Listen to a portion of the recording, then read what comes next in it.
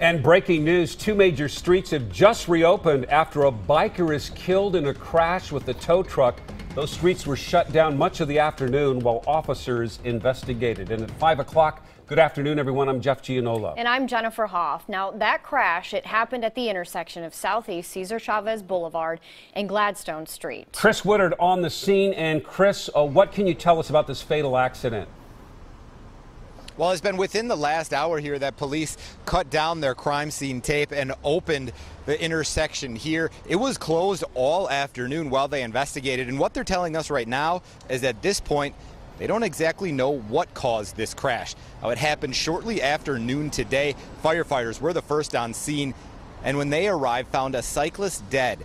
Police say all they know at this point is that a tow truck pulling a car was traveling eastbound on Gladstone, the cyclist traveling westbound before the crash. When we arrived, that tow truck had turned and was parked facing northbound on Chavez.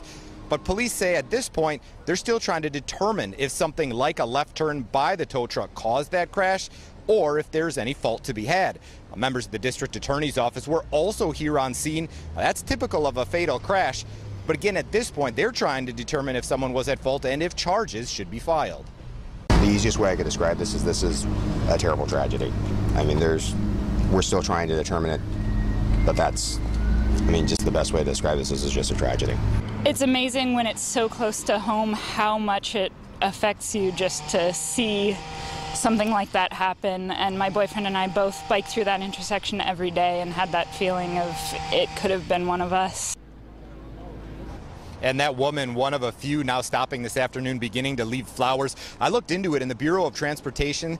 They have statistics showing 30 crashes at this intersection between 2004 and 2013. 5 of those crashes involving bikes. Back here live, this is an intersection, as you can see, heavily painted with bike boxes. There are also bike lanes that run all the way up and down Gladstone.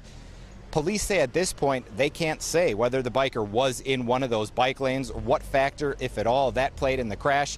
Neighbors here say they have mixed feelings about the intersection. Some think it is very safe. Others say they've had problems.